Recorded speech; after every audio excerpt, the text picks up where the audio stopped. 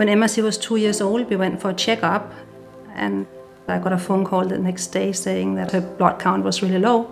So I dropped what I had in my hands and went to Sick Kids, and we started all the examinations. They didn't tell us what was wrong with Emma for 2 weeks, and we were just waiting and waiting, and they didn't know what it was. And then when they told us, they sat us down in the kids' room, and nobody was around, and they broke the news to us, and both of us broke down.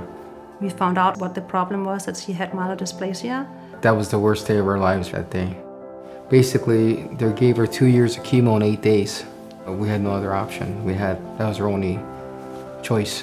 She needed a cord blood transplant, and the only one that was a match was Olivia. We stored Olivia's cord blood at Cells for Life, and we could use that cord blood. It was enough so she did not have to go through any physical intervention. Then my principal came down and he told me to come to the office because there was a phone call for me. And my mom was on the other line and she was practically crying, and she was saying, "You're a match, Emma's gonna get better really soon." And that's one of the clearest memories I have. When we told the doctors that we had stored Olivia's cord blood, they got a big smile on their face because it's the best procedure that Emma can have, to have her sister's cord blood. It saved Emma.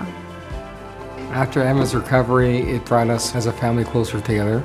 When she did get home, like I said, she was so happy all the time. It was like nothing was wrong. Then soon her hair started to grow back. It was honestly as if nothing had happened. She was gone for a little and she came back and it was all good.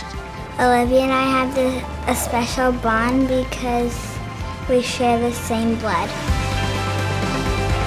She'll come up to me and she'll say, "Can you do my hair like yours?" And she'll keep it in for a couple minutes and then she'll just kind of shake her head again and it'll go back to normal. If I'm having trouble finding something to wear, I always go to Emma because she's like the fashion expert and she always helps me with that.